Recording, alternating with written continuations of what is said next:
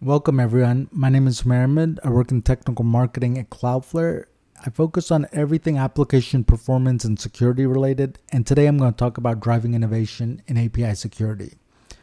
Now, API security is critical. APIs are being used more than ever, it's increasing overall attack surface, and it's an often overlooked source of exploitation.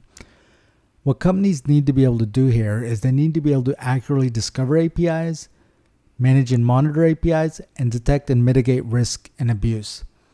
And that's exactly what Cloudflare API Shield does, Cloudflare's API security product. As the request comes in here from the left, you can see we have three buckets: discovery and management, where we're doing API discovery, schema learning, sequence analytics, performance analytics, and also categorization labels.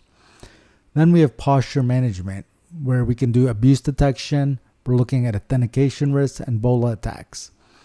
And finally, we have runtime protection, where we're doing mitigation with things like schema validation, JOT and MTLS validation, authentication enforcement, and abuse mitigation. And finally, on the response, we're also looking at if there's any sensitive data leakage. Okay, so I'm not going to go into all of these capabilities one by one, but I'm going to pick one or two from each bucket and we'll go into that and then we'll jump into the demo. So here I'm showing sequence analytics.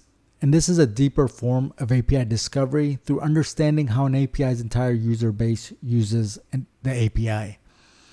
Here you can see I have three APIs in this sequence and it has a 99.09% correlation score, which means when these APIs are called, they're almost always called in this sequence. So if we look at the APIs here, we can see the users are looking at new releases, then they're picking a specific album, then they're looking at tracks on that specific album. Sequence makes sense, right? So we're getting that deeper insight, that additional visibility through this sequence analytics. Also under discovery and management, we have labels. So first, user-defined categorization labels. These allow users to easily organize APIs by team, project, owner type, version, basically any type of different criteria. Customers can easily come here and apply these labels to specific endpoints. Next, we have managed use case labels. These help identify use cases for specific security policies. For example, we automatically identify endpoints or APIs associated with LLMs, and will automatically apply the Cloudflare LLM label to it. Now I can go to my WAF, I can create a security policy and apply it to all endpoints or APIs that have this specific LLM label. So I can get that consistent security policy across all my LLM endpoints. And finally, we have managed risk labels. These identify risks like authentication status and sensitive data detection. So you can see here, we have a few risk labels that are applied to this specific endpoint. And again, these are risks we automatically identify on endpoints and place these labels automatically on those respective endpoints. Okay, posture management. First, we have this posture management overview page. It's a first stop for security analysts, and it's an overview of application and API security posture. And suggestions and insights are surfaced to the top here, including for API security like you see here. Okay. Now, authentication posture, this is where API Shield continuously scans for authentication status on your APIs, and we label endpoints and alert when we find endpoints without authentication.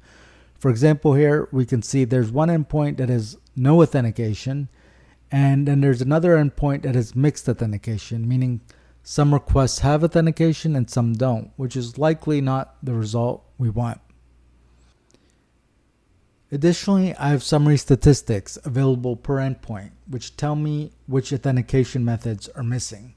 So here I could see 95.1% of successful requests contain identifiers.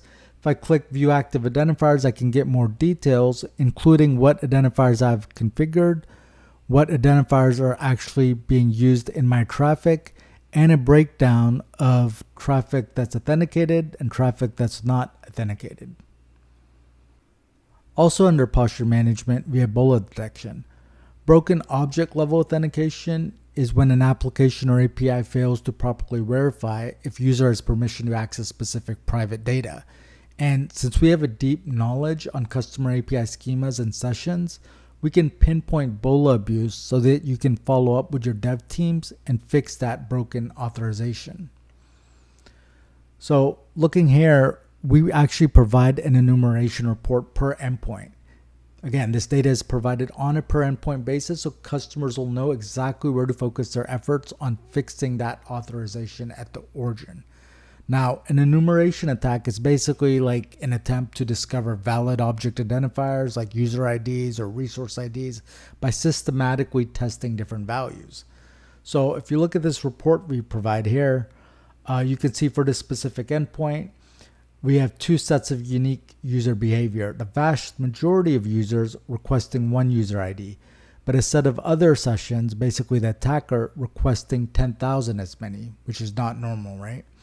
And then we also provide additional data like view of unique values, accessed per session ID, and view of attack over time, consistently requesting tens of thousands of unique user data. All right, in runtime protection, I want to cover sequence mitigation here. So we looked at sequence analytics prior, where we provide you additional visibility into how users are calling your APIs. Here with sequence mitigation, we're preventing attackers from working around how our customers intend for their APIs to be used. So we can actually put policies in place that enforce a specific order in which APIs must be called. So here you can see I have a policy in place where I'm saying users must call the view balance API before they can call the API to transfer funds. Because the expected behavior is I'm going to view my balance and then I'm going to transfer my funds. And anything outside of that would be unexpected and we want to block that. So that's what I'm doing with this policy here. Okay, with that, let's go ahead and jump into the demo. In this scenario, we have a customer who needs to identify and secure API endpoints. Here we have one of customer's applications, a music store application, which has an associated API. So first, via machine learning discovery, Cloudflare identifies all the API endpoints. Here we have a few newly discovered endpoints. Customers already saved many of these endpoints that have been discovered to endpoint management. From there, customer can also easily export the API endpoint schema Cloudflare automatically learned. Now, customer reviews that schema, modifies it, and applies it to their schema validation for a positive security model where they enforce what endpoints, methods, and parameters are allowed. Here you can see for some endpoints, customers already applied schemas. And here's an easy button for applying schemas that Cloudflare learned. So you can see here how Cloudflare is solving the specific problem of dangling and zombie APIs. Now looking at the analytics here, we can see there's one endpoint here receiving a lot of non-compliant traffic Cloudflare is blocking due to the schema violation. Customer can then investigate further by viewing the violations. Here with schema validation, customer has enabled a positive security model. Now, to further enhance this positive security model and something very unique to Cloudflare, customer here reviews the sequence in which APIs are being called in. So here we can see users are calling a number of sequences. Here's one where they're calling the balance, viewing the balance before they transfer funds, which makes sense.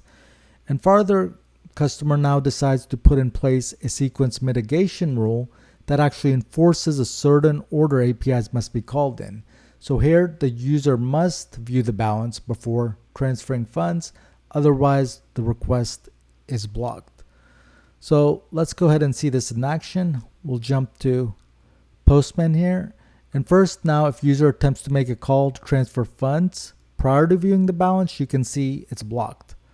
However, if the user follows the correct sequence and views the balance and now transfers the funds, you can see the API call is successful as shown here. Okay.